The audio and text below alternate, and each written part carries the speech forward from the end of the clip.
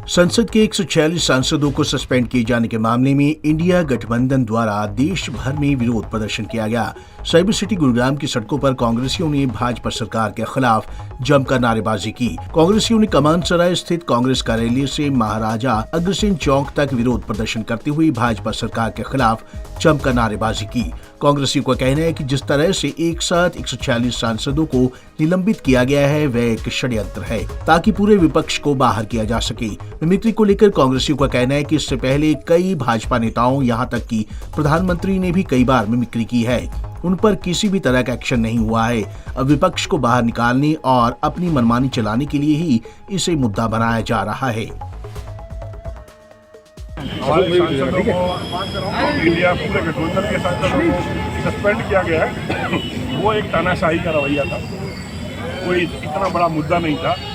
रही बात इस बात की सस्पेंड क्यों किया गया, केवल यही था उन्हें अपनी मनमानी करनी थी, वो उन्होंने कर ली और बगैर मुद्दे उन्हें सस्पेंड किया। अगर कोई ठीक है, सांसदों का व्यवहार है एक का हो सकता है, लोग पूरी संसद का थोड़ी व्यवहार करा हो सकता है, उसी के विरोध में आ जाते। देखिए, ये केवल मुद्दा उठाने की बात है। वो जब 700 किसान मरे थे, क्या धनखड़ साहब जब किसान के बेटे नहीं थे?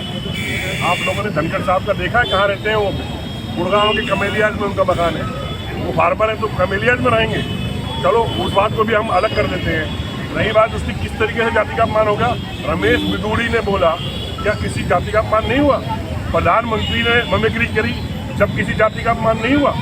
आज वो अगर एक अध्यक्ष के बारे में मिमिक्री की बात करते हैं, वो हमारा संवैधानिक अधिकार है। उन्होंने एक पार्लियामेंट बनाई हुई थी, बाहर सारे संसद बैठे हुए थे, उसमें एक आदमी उसमें से विधानसभा का अध्यक्ष, लोकसभा का या राज्यसभा का अध्यक्ष बना हुआ था, तो वो उनकी तरह एक्ट कर रहे थे। अब वो एक्ट करना अगर कानूनन अपराध है तो उसको अपराध की श्रेणी में डालिए और अपराध देश के अंदर मिमिक्री बैन करिए। या तो रोज किसी न किसी की मिमिक्री होती है। राहुल गांधी की रोज कोई ना कोई हमारे राहुल जी की मिमिक्री करता है। किस किस के ऊपर मुकदमे बनाएंगे? क्या वो जाति का अपमान है? ये गलत है, सरासर गलत है। देखिए, जात पात की राजनीति करना ये बीजेपी का पुराना पैतरा है। आप देखिए जिस तरीके से आज निलंबन हुआ, ये सरासर गलत है और लोकतंत्र की हत्या करने का काम आज मोदी सरकार ने किया, बड़ा ही शर्मनाक है। देखिए, 2024 में मैं निश्चित रूप से दावे के साथ कह सकता हूं कि हरियाणा में कांग्रेस की सरकार बनने जा रही है और केंद्र में भी बनने जा रही है। जिस तरीके से इंडिया गठबंधन हुआ है, हमें पूरी संभावना है, क्योंकि जो 3 राज्यों के अभी नतीजे हैं, हालांकि वो निराशाजनक है, लेकिन आप उसमें वोट परसेंटेज देखिए या वोटों का आप गिनती देखिए तो जबरदस्त तरीके से एक उठाव है। आज लोगों का रुझान कांग्रेस की तरफ है।